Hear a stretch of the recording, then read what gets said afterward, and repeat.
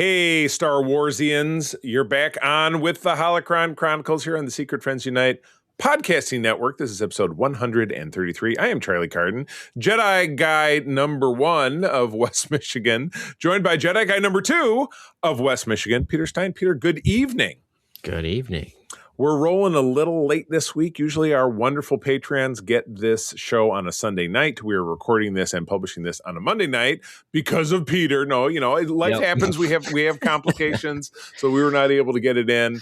If you were listening to this on our free feed, you're still getting it early if you're over on the Patreon, which is an absolutely beautiful segue for me to talk about the wonderful people on our Secret Friends Unite Patreon, which I usually do after I tee up what we're going to talk about here. But over at patreon.com/Secret Friends Unite, you do get early access to our shows.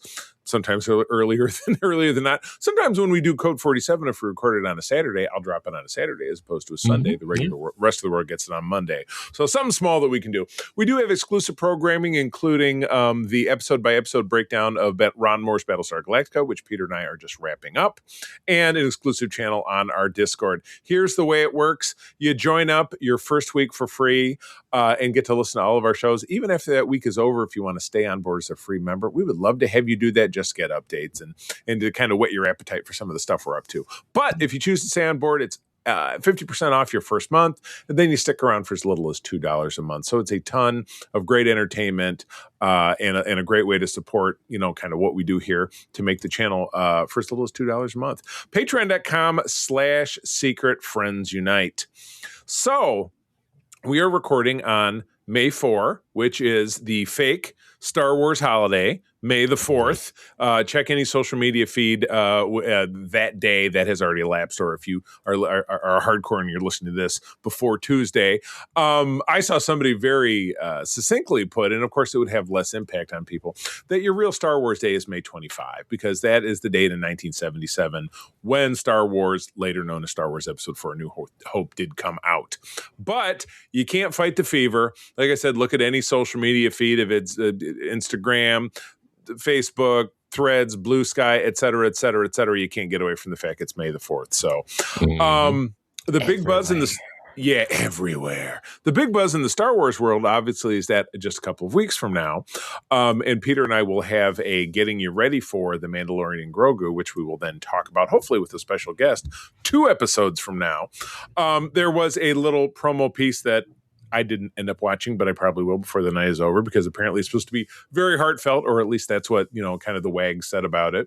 But just yesterday, and I shared this with Peter in anticipation of this recording, there was a leaked image. You're not seeing my air quotes because this is audio, this is radio, not television, of 3 key news pieces that we may have seen today. Well, as I said, we're recording this at 6 p.m. Eastern. The business day is over. I don't think anything else is going to drop. But I'm going to throw these at you just because I'm curious. Peter, you saw something that resembled a portion of the first thing, so I'll get through these. I'll get through that. We'll do that one first. So the most, kind of front and center thing, besides the release of Mandalorian and Grogu, or Groglet, as the podcast I love, the Weekly Planet is that's what James, the one host, always calls them, Groglet. So that's what I've come to call myself. Is Ahsoka season 2, which was the only live action production television show left. They're kind of in Star Trek territory now, or rather Star Trek is in their territory, that they don't have anything in production that's being talked about on the television side. But we've been rumored for a long time that we're getting this show in 2026. So, Peter, what is it that you saw? I saw a social media post from one of the Star Wars news sources, not one of the hypes ones that never has anything true. Great. But I saw it from one of the ones that was a little bit more reputable, that said that there was some confirmation that it is happening this year, but they couldn't give me a news release or anything specific, so I couldn't confirm it.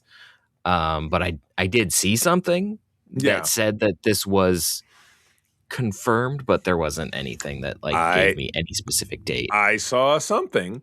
I saw a thing. Yeah, I saw a thing. There was the possible, and again, this was off of a page I saw on Instagram yesterday. There was the possibility of a game trailer for Jedi Fallen Knight. I'm not a gamer guy. I'm guessing this is the next. This would be the next of the Cal Kestis series. Of the Cal Kestis series, exactly correct. So, which the title makes sense if you've played the games, because there was some heavy flirtation with the dark side at the end of the last game. My. Well, again, I watched I don't know that I'm a cutscene watcher. I don't know that I've watched. I love cutscenes, yeah, but I should. And then this I found particularly interesting because we've talked not only on this show but also on the regular Secret Friend show going back 4 years, for many years, for a great number of years, about how amazing it would be to see more adventures of our OT characters in animated form. So the rumor, which has not come to fruition, but could still be out there in the stratosphere, would be an animated a trailer drop for an animated program called Tales of Luke Skywalker. Now, this would be obviously in theme with the Tales of series that we've seen over the last 3 years, I think it is. Yeah. Because today what we got was the season finale of the first season of Maul Shadow Lord, which we're going to talk about episodes 3 and 4 in a moment here. But that is the last anything that we know that's being produced for television, unless I am just absolutely forgetting something. I think that's all. That's the last thing for television. There's rumbles of all sorts of things, but nothing confirmed. Right. So, it seems more that the Star Wars camp likes to drop stuff on us, where the Star Trek people really telegraph it. Like, there's going to be 6 episodes of the final season of Star Trek Strange New Worlds 2 years from now. Okay, well, awesome. Instead of doing all this talking, why don't you give us more episodes? I think Star Wars has learned a little bit from their earlier exuberance with announcing things, where we're going to get a Rogue Squadron film, and then we're going to get this, and then we're going to get that, and all these different trilogies, and then none of it happened. Right. So it was, and I remember at the time, I don't know if we had said this on the podcast, but I remember saying it was like, stop announcing stuff until you're actually going to make it. Well, unless it's being made. If something's being made, hey, you know what? Weapons free. If it's being filmed, go ahead and announce it. But if it's like, we have a pitch, just don't tell me. Everybody's got a pitch. You always see a headline like, such and such actor would absolutely love to come back and play so-and-so. Well, who gives a shit? You know what? I'm sure they would love to have. I mean, that was the gag on the Star Trek cruise when he had Tawny and Eugene up on stage, and somebody asked, what would you think about more Lower Decks? And Eugene was like, we're available. We're interested. Let's go. Because they're actors. They're working actors. They want jobs. So, any actor is going to say, hey, I'd love to revisit this character. Go, yeah, absolutely you would. That's not really a huge surprise. No. So, all right. Well, that's that. And again, we will cover news as it comes up. We do like to report on things that are verified. We generally stick with both here and over on Code 47. We stick with pretty much a single news source. And in this case, we use StarWarsNewsNet.com because I found it to be pretty reputable. I tried to use a couple different ones to see if I could corroborate anything, and I couldn't find any. Yeah, I was the same. I went back to that website 4 or 5 times today, just in my down moments. I checked ye old early internet reliables, and they didn't have anything new either. So now being that, we'll probably go back, and there'll be some big conference. Oh, we decided to drop it right at blah blah blah this time. Yeah, we dropped it at 9 p.m. Eastern Standard Time. By which time this will be in the can. So, if that ends up being the case, pay attention to our regular social. Add us on social media and make fun of the fact that we just missed it by that much. Please do. But if you want to read all about it and there's a headline, we will publish it on our Discord and look at our social medias as well. So so that's that. So as there's more news, we'll definitely continue to talk about it. But that does break without any news, but for the fact that we're breaking Maul down in smaller chunks, might make for a shorter show. But let's face it, if you're listening to this on your commute, we'll get it into your commute, assuming your commute is right around 45 minutes. But we're going to jump into continuing to talk about Maul Shadow Lord. This has actually concluded. Everything is out there now. If you're not watching it, if you're still trying to decide, I mean, honestly, Peter, I'm still trying to decide if I want to watch the show, because the first couple of episodes, actually, you and I watched episodes 1 through 4, but then decided it would make more sense to kind of break it down over time.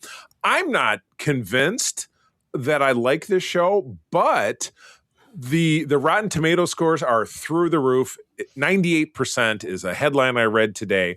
It's the most popular Star Wars thing ever. That is what this said.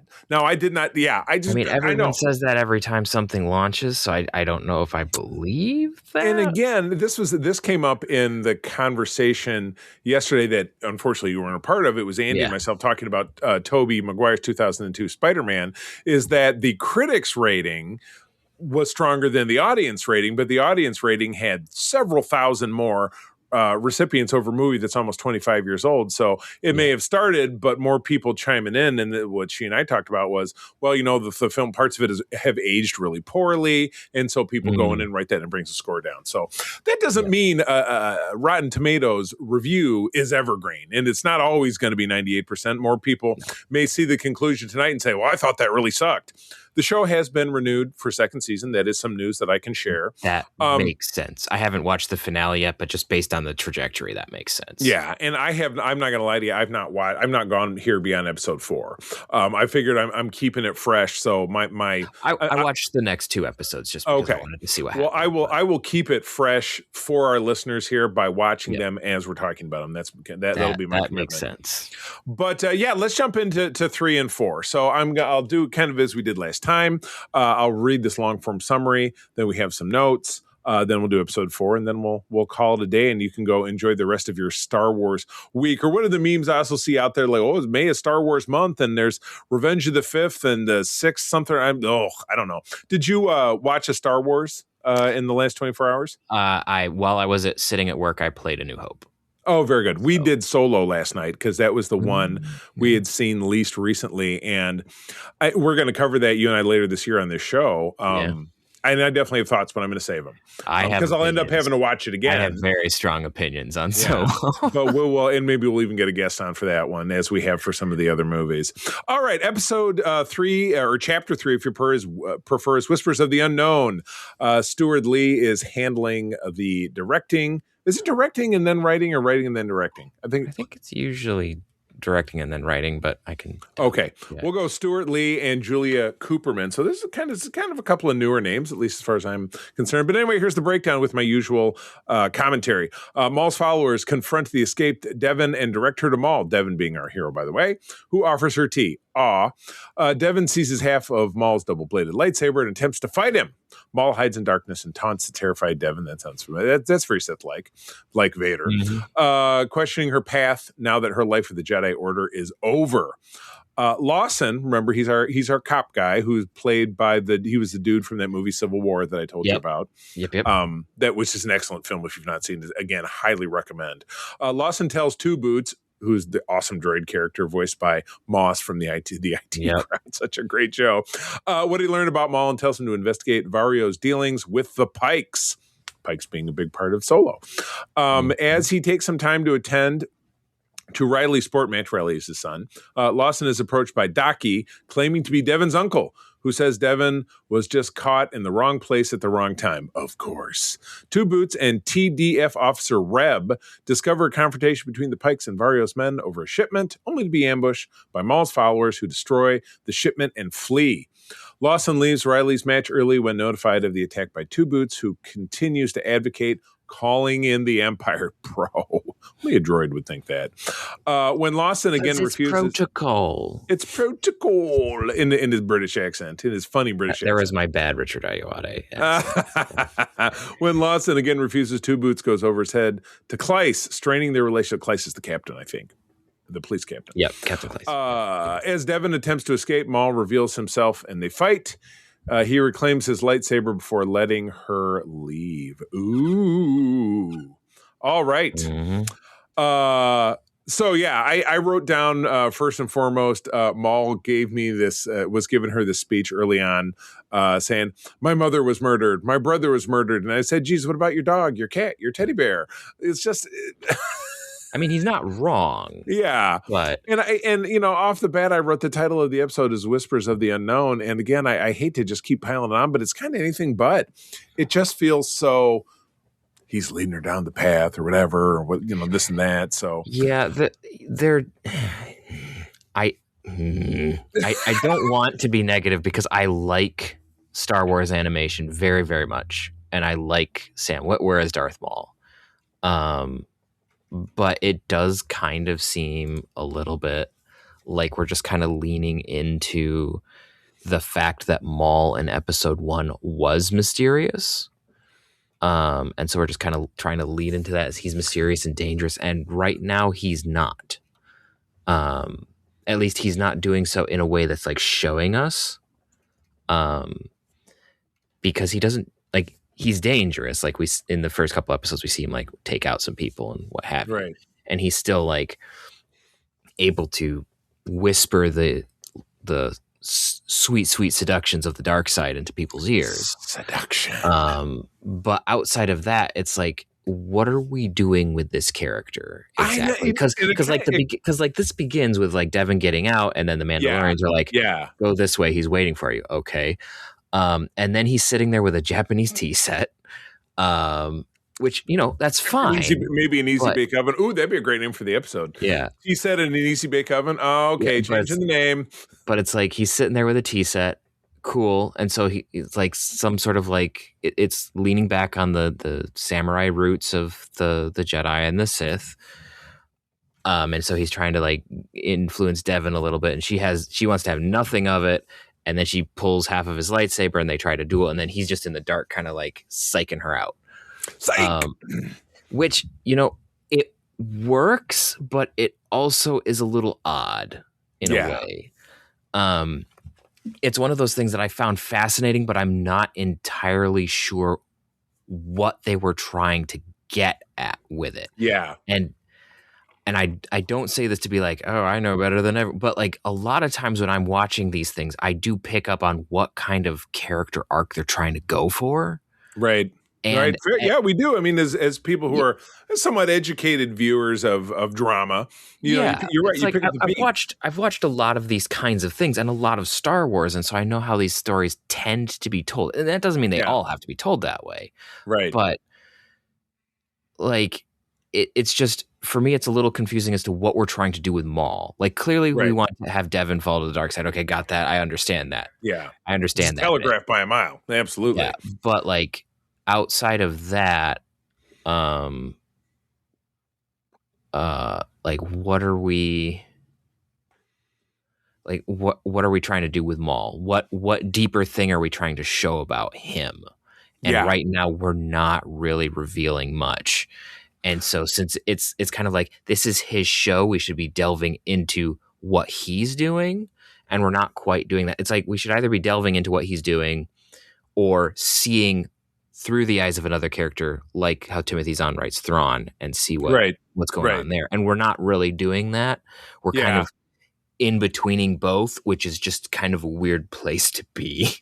Yeah. It's not terrible, but it's just I just don't know what they're trying to do.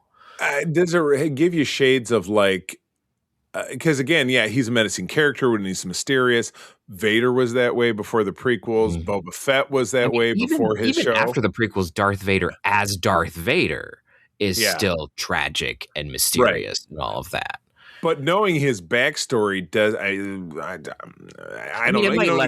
Maybe it lessens it a little bit, but He's a whiny little kid, but I mean, that's in the Boba Fett, the arc with that, it's like, okay, well, Boba Fett is, and the point was made time and again on this show and in other shows on our network, that it's like, he's great as a mysterious villain, key on the mysterious, and then really is not as a leading character, not, put him in the driver's It's kind of like what I've said. I don't know if I've said it on this podcast or another one, but like there does come a point where some characters don't need to be, explored too much because they have a function in the story, and if you explore them too much more outside of that, they're not that interesting. Like and while, like, for instance, it could be interesting to learn Palpatine's backstory, but I don't want to know it. Because he is better as a force of nature, as it were. He functions better in the story like that. Right. Which could certainly be the case here too. So I'm with you. And again, I'm much like with Star Trek, when it's a segment that we don't. When you and I were watching Discovery, for example, we're trying to find something redemptive to talk about it, so that we're not just dragging it through the mud, because who really wants to listen to that? But I'll talk about. And then please. the rest of this episode is pretty fine, I Yeah. thought.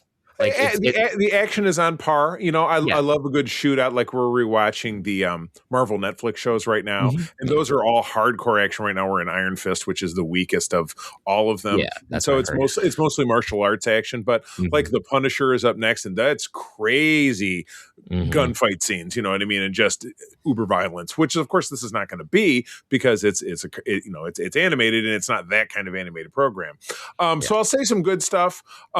It took me this long to figure out that the Jedi Master dude was Dennis Haysbert, and I feel like we might have touched upon this in the last episode, but he's the All-State guy, and of course the greatest president of the United States, fictionally, I think that we've ever had for the first couple seasons of 24. I did say one of the little criminal dude is asked talking about food. And he mentions Vario, the Nerf fillet. Like scruffy looking Nerf herder. Yeah. And I said that might score the name of the podcast episode, but I think I like the Easy Bake Oven and the tea set better. So sorry. I thought the lightsaber duel at the beginning at the end of it was really boring. It was a lot of running around and then just jumping. There was intensity to it. And there was a lot of like staring, the classic Western where you're staring down the barrel of your gun at somebody. There's a lot of that feeling to it. But I humping. Yeah. Yeah. And I mean, Darth Maul is like the master of just like the glare. But I'm looking through you. Meow. Like watch episode 1 again. That's what he does. He just stares into the camera, into your soul. So a lot of glowering there, Ray Park. Yeah, Maul is good at that, but it was definitely a little strange. We did get a little bit more of Lawson's relationship with his son, where clearly it's like Riley wants to have Dad involved in his life, and work is more important. Worky stuff. Yeah, and he's a single parent because he does mention it's either his ex-wife or his estranged wife. I can't remember. They're not divorced. From the sound strange. Of it. So it's strange, I think. But I said, she works for the Imps. And I said, I thought my ex-wife was bad. I just talked about that in the pre-roll. It's again one of those things, I think we talked about this the last time, that I would like to see that developed a little bit more. Right. Where you can see why someone would follow the Empire. Right. But again, with every other show, I don't think we're going to get that. Right. Well, it's just it's not necessarily a super sustainable plot there. But it's not a story point that anyone else wants to see except for me, apparently. Right. So. I don't think it's gonna carry it. So Maul's line when he's talking to Devin, you're one of the few Jedi who survived. I'm like, that number is getting bigger all the time. So that line is just Order 66. There's very few Jedi left. Well, we find like at least 2 or 3 of them in everything that comes out. So, but. If you ratio down the math, if there were thousands or how many Jedi did they say, were around? Tens of thousands? Tens of thousands or something. Yeah. Like that. So, okay. I get if we meet 100, that's a small percentage, but still it's just the line of it where everybody's like, the Jedi are all gone or there's just very few left. That is very few left. I get that, but still it just seems. Yeah. I mean, the line that I've heard before is like the Jedi are all but extinct. And if you have a very tiny number, that kind of makes sense, but it is still kind of funny. The fact that like every single story not every single, because Andor didn't really have it, but like most stories that we have, there's always some person with a lightsaber that shows up. Right. Yeah, exactly. So I'm like, you're right. They're driving her down the path of falling to the dark side. And I'm like, yawn. It's a big eye roll for me because it's just not. I'm waiting for the show if everybody out in the world absolutely loves that, I want to know what I'm missing. So, man, anybody who's listening to this, if I am just missing the boat and you've watched all of it, drop me a non-spoilery something on one of my socials. That's at the C3 at any socials, or on the Secret Friends Unite handle on any of the socials. Non-spoilery. Tell me, hey, dude, just hang in there, and I will. Even though I think that's not a great way to look at a show. A show should be good more often than when it's not like, yeah, you just got to hang in there. Because it like Babylon 5, you've said, keep watching it, man. Because again, and I'm like, man, we watched the first episode and we were just like, ooh. Oh no, the first episode's pretty, yeah. You know, but we always talk about the Star Treks too. Think about any of the Berman era shows. Season one was always rough. It's always up and down. But anyway, we'll start to taper back the Star Trek talk, and we'll jump into and I figured we'll do a rating as a block. And I don't know that I updated my rating because we had split these in half, but I'll wing it. I'm good at that. But anyway, Chapter 4 is Pride and Vengeance from Nathaniel Villanueva and Amanda Rose Munez. Vario visits Krim Stronghold on Abadia. Whoa, I don't know what any of that is. It's a planet. and secretly brings Maul, who kills Krim. Whoops.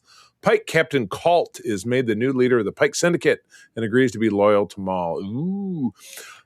This is interesting to me because we know that Maul is running. I know he's running Crimson Dawn in the end of Solo. Yeah. The extremely unnecessary cameo that made your average viewer go, that's why I didn't want to come see this movie, because that doesn't make any sense.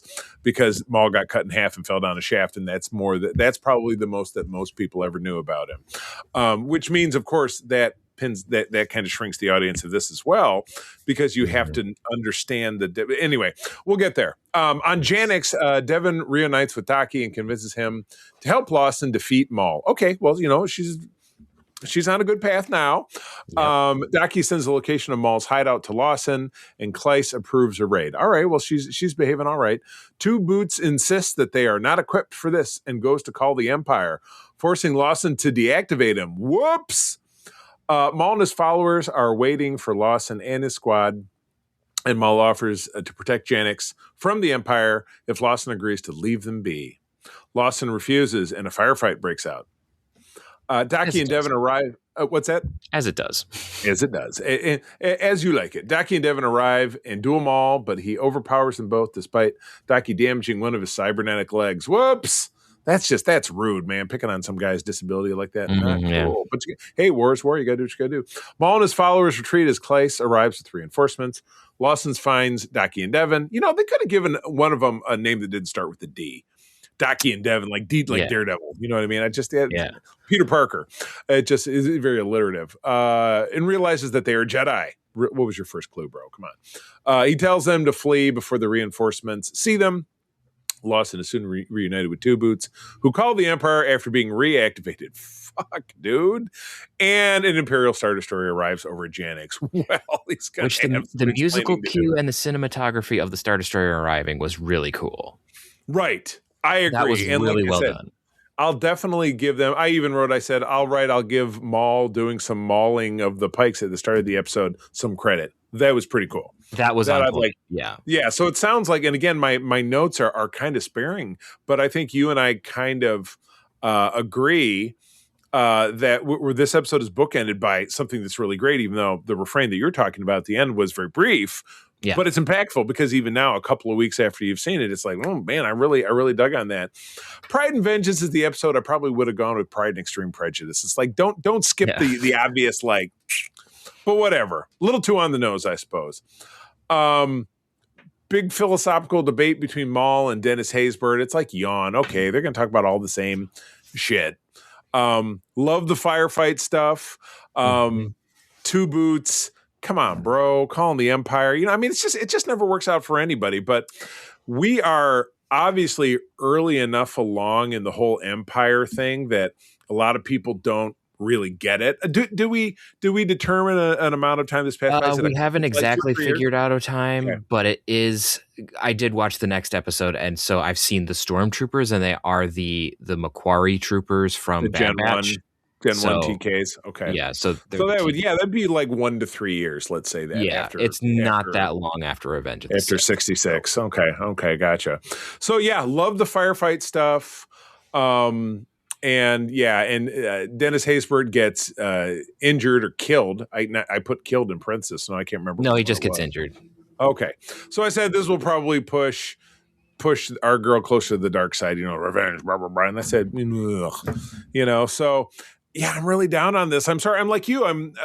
We had kind of 3 nice set pieces, the big slug out at the beginning with the the pike. The pikes are like bugs, aren't they? Are they kind of bug like? They're like kind of, yeah. yeah.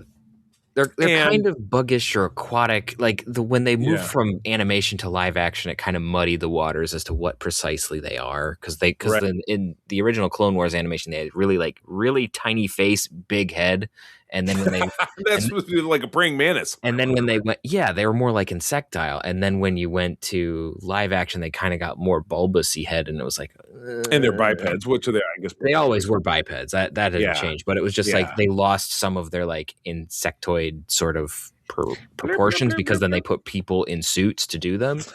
A guy like Godzilla, yeah. So it's just one of those like.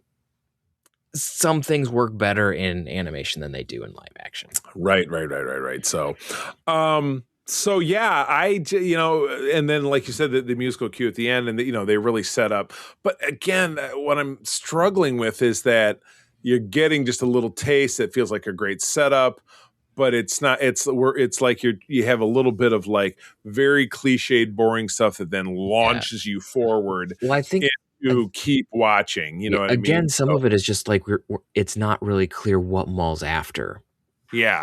Like Boba Fett. You just couldn't really figure out what he really wanted to do. Fett, you kind of knew what he wanted to do something different and have meaning and help people. Like that's kind of what it was. But it took a while, and it was also really in defiance of what little we knew of the character from the OT. Because he's a bounty hunter, just cares about himself doing his bounties, and so why does he all of a sudden want to be Santa Claus? You know what I mean? Near-death experience. That's the entire justification, I guess. Yeah, I mean, and then so it's like, what's Maul trying to do here? Is he what's he really? Yeah, he's a criminal. He's running around doing criminal stuff. Well, it's one of those things where it's like taking it in context of like what this character has done in recent memory in universe. Like he was the ruler of Mandalore, and he like had this whole cult behind him and did all this, and then he was deposed because the Republic came in and murked all his people, and then he went into hiding. So naturally, it would make sense that he's trying to recoup power. Right. He did work with the underworld in Clone Wars too, so like you see him reestablishing that to an extent, especially in the beginning here. But then it's like, is he trying to find a new planet to rule? That seems to be what they're teeing up with his conversation with Lawson. But he doesn't have enough. He's like, I can protect you from the Empire. With what? Yeah, right. You got half a dozen Mandos, 2 Zabraks who have some pretty big guns, but right. But that's still like you can dozen people. You can murder a lot of people on your own, but he doesn't really have any ships, does he? I mean, or any kind of spoilers, there is a ship, but there is a ship. Okay. Like he had to get there somehow. But but still, it's just like I didn't know I'm not sure what his plan is. And so it's like that's the difficulty for me with this show. Again, I'm not trying to be negative. It's the thing that I'm struggling with piecing together is what is Maul trying to get? What is his motivation? What is he seeking? In Rebels, it's clear what he wants. He wants to kill Kenobi. Right, exactly. In Clone Wars, it's fairly clear what he wants. He wants to kill Kenobi, and he wants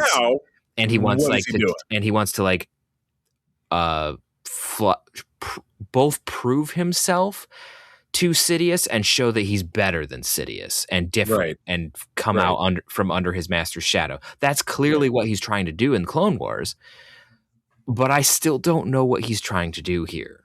Right. Yeah, and that's what's lacking. So I mean, when it comes to this block, and again, we're just talking about 2 episodes. It was very low. It was like a 5 out of 10 for me. I just didn't feel anything that was pushing the story forward in a way that I found unique. It was just, I feel like it was a lot of treading water. We've got 10 episodes of this. We're 4 into it. We know there's going to be another season. And the Empire's coming in, and are they going to do something utterly predictable like, oh, now here's Vader is going to be here? Like, is that what's coming up? I don't want it to be that. I want less Vader, not more Vader. I mean, even while there were parts of Kenobi, the Kenobi live action series that I really enjoyed, the entirety of it felt extremely unnecessary. And that's what I'm afraid of for this. But people love it. So I want to know. I mean, it's got some amazing performances, and a lot of the visuals are really cool. And to be a little cynical, a lot of times that's all it takes for people to really, really like it. That's Which true. is You know, like it's like I get Star Wars, I get characters that I like, I get lightsabers, and I get things that go boom, and I get light speed, right, and that right. makes a lot of people happy. And if that's what makes you happy, great. I just want to see the ball keep moving, you know, and I probably, you know, they're similar notes to what I said last time. I am hoping we'll get kind of a, like they say in sports ball, a big, you know, second half comeback. We're going to pick it up in the last, you know, in the back half of the game, you know what I mean? And Yeah, you know, we're down, you know, we're down 3 to, you know, 48 the half, and we're going to bring it back. I'm hoping that they do something interesting. yeah, So, you know, as a fan and as a Star Wars podcaster, I will continue to endure. But yeah, I never want to be that one that just thinks everything is so awesome for the sake of being awesome. I no, want to turn a critical eye to say, yeah, hey, you know, you can't, you're right. It can all just be laser swords and Jedis and stuff. I prefer, like, there were definitely parts of like the Solo movie that I preferred because they kept it very ground level. They keep it ground level Mhm. even though it's in space, but they kept it non-magical, you know. Well, And Rogue One was massively successful because it was completely without magic until bringing in Vader at the very end, making Vader the best that he is or will ever. It's like Deep Space Nine and Star Trek. There will never yeah, be a better Vader anything than the last 2 minutes of Rogue One, maybe three and a half minutes yeah, of that Rogue was One. pretty We'll solid. call it 5 minutes. Yeah, I think But that's part of why, like, one of the Star Wars stories, it's now non-canon, but I really enjoyed Kyle Katarn because it didn't have yeah, anything to do, like, I mean, yes, when he gets the Jedi powers later on, but like the first Dark Forces game, like, aside from like them stealing the Death Star plans, which obviously you have to chuck because Rogue One right. happened, Rogue One erased it. Yeah, but like there's this whole other storyline with him going after the Dark Trooper project that has no no lightsabers, no Jedi, no nothing, and it's a really, right. really It's good just, story, and and that's a again, story you could do. right. You know, it's because it has suspense and intrigue. It's like Thrawn. Thrawn is not. Oh, and he's also a Jedi Yeah. practitioner, or whatever. If he is, Yeah, he's not a Force But- user. yeah. But he's a super smart mortal being, Yep. and he's a statistician who's 10 moves ahead of you, no matter what Yeah. you're doing. I think And it's one of that's those things fast. that makes Thrawn a more terrifying villain is because he's more believable in the Right. sense of like, I can conceive of a person like this existing. Right. Exactly. Kind of like, So, what about you?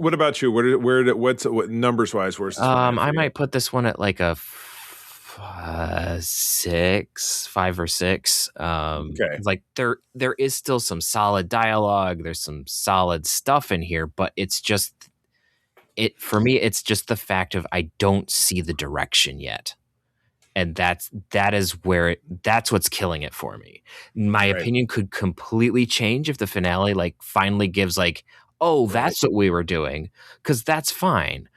It's just, and maybe it's just I'm not picking up what they're putting down, but usually I've Right. picked it up by now, and so I'm just Right. like, what's going on? Like, what Yeah. are we trying to do? And so that's what's knocking it down for me, is because it's not clear what the character, like, I know what Lawson and Riley and the Jedi are doing. Like, the Jedi are trying to survive and Lawson's trying to, make things work. Like, I get that character motivation, but that's not essential to like telling the overarching story of Maul.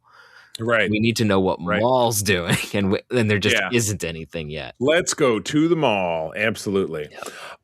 Well, cool. All right. Well, we will be back. I think we're taking, I'd have to look at the schedule. I think we might be hiatusing this, or we might be combining this up with doing our Get You Ready for the Mandalorian and Groglet. But that'll be the bigger part of the episode next time. Yeah. But again, I don't have a calendar right in front of me. But yeah, because we really want to get you hyped up for this movie. The Mandalorian and Grogu is the first Star Wars film in 7 years. It's a big deal. Mhm. That's what a lot of people feel like have been missing from all of Star Wars, because Star Wars, as opposed to Star Trek, is a film-based, out the gate. Yeah. Their glory days have always been there, and it's the opposite of Star Trek. Their glory has always really been on television. So we want to see, as I keep seeing headlines, will this save Star Wars? Can that really do it? I think there are some early reactions out there that are saying some good things. We shall see. We'll see. So- I don't know. Yeah, exactly. Oh, excuse me. So, so we'll be back with that. But in the meantime, everybody, thanks for tuning in. Peter, where do people find you out there if they want to talk about going to the mall? Yeah. You can find me around the interwebs at Petrus Aquinas on most social media platforms. I don't say a whole lot, but you can find me. You can also find me on our Discord. I'm more than happy to talk about things there. Talk about Thrawn. Yeah, talk about Thrawn. You can also find me over on ELH's Twitch and Discord and such, where we do role-playing games, and then you can find me behind the scenes on Starship Excelsior. Excellent. And as I mentioned earlier in the show, you can find both myself and Secret Friends Unite on just about all the social medias. We don't do X and we don't mess with TikTok much. But Secret Friends Unite is simply Secret Friends Unite. Just type it in, you'll find it. And I am at the C3, TheCeeThree. I also do my little kitchen chats or dining room chats where I talk about stuff I don't usually get to cover topic-wise over on Secret Friends Unite, Oops All Thunderdome, which is our topic-based show. Over on that show, we are just starting the summer of Spider-Man because we're very excited about the upcoming Spider-Man Brand New Day. So we're talking about some of the older films. Yep. But that's where you can find us. And then naturally, as I had mentioned in the past, secretfriendsunite@gmail.com. Drop us an email. Let us know what you think about Star Wars Maul, Shadow Lord, if you're loving it, if you're hating it. We want to hear about it, and we'll read comments on the show. That'd be totally awesome. And of course, as I mentioned at the top show, patreon.com/secretfriendsunite is the one-stop shopping to find all of our programs. We do have different feeds for different shows, but if you want to find everything and bonus stuff, that's where you want to go. But with that, friends, one more time, thank you for joining us. I'm going to tell you that sharing is caring, and to keep on trucking. May the Force be with you. This podcast is part of the Secret Friends Unite podcasting network, available on Apple Podcasts, Spotify, and podcast services around the galaxy, as well as video on our YouTube channel. You can support Secret Friends Unite by becoming a Patreon member, get bonus programs and more over at patreon.com/secretfriendsunite. Join our Discord community for even more discussions on all things geek. For all the latest updates on Secret Friends Unite, make sure to follow us on Threads at secret.friends.unite and visit secretfriendsunite.com. Find our merchandise at TeePublic and Redbubble. Thanks for listening, and may the Force live long and prosper.